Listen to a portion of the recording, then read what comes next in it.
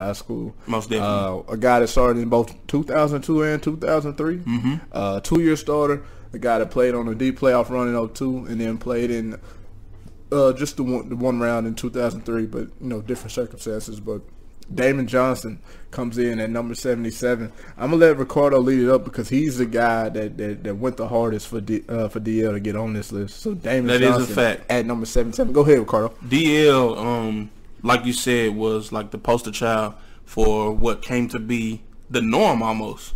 It's like every year you see a small lineman for Longview.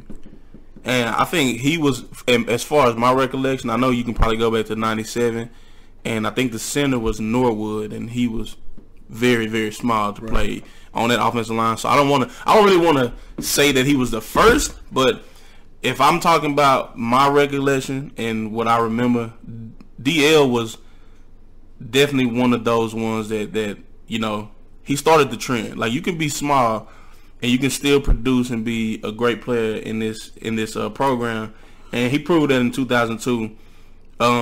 They go 4 rounds deep, of course, lose a heartbreaking game to Lufkin. But I mean, if you paid attention to that season, he stood out because he was so small, and they had a huge offensive line.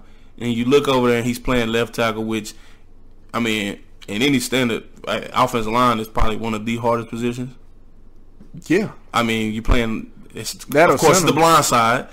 That's why they get paid the most when they, in the NFL. But he played left tackle at 5'9", maybe 5'10" on the tall. Not very tall. Not very tall, but still, he was a beast. And for me back then, he was like my favorite player.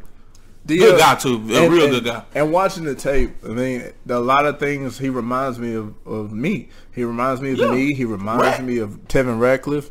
It reminds me a little bit of Parker Cox, just a guy that's not very big, but is going to scrap and fight his ass off in order to make the block off. I mean, the thing is, like, you watch the film, he's not going to win every single time. He's going to get knocked off the ball sometimes. That's to be expected when you play what happens left tackle at 5'9", 215, or whatever he may have weighed at the time. Right. But what he would do, he would get off the ball. He was the fastest off the ball. He was the quickest off the ball. And he's a guy that if he got underneath you, he was going to try to drive your ass back 2, 3, 4, 5 yards.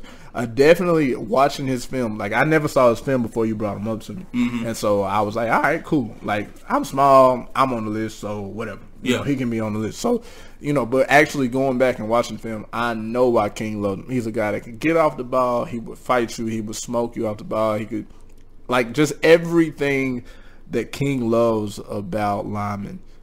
He is probably one of the pictures of it because, he's definitely, like I said, the pioneer of small guys. Tevin Ratcliffe, you'll see on the list. You'll see myself on the list. Like, a lot of the similarities and what we did and what we were successful doing, he did the exact same things. And so if we're going to be on there, he's got to be on there. Yeah, right. And so, so that's the shout out to Damon Johnson.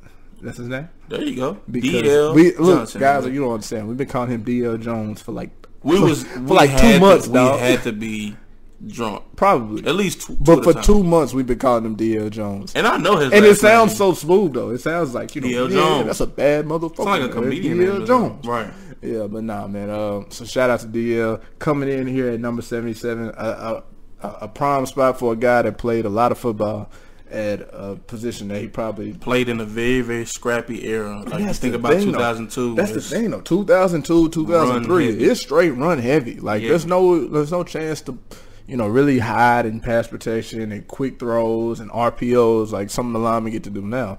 It's like you had to put your hand in the dirt and try to smoke the dude in front of you 100% of the time. Yeah. And so, especially in King's offense back then. So, shout out to DL Johnson coming here at number 77. A guy that is respected and on the list. Ever.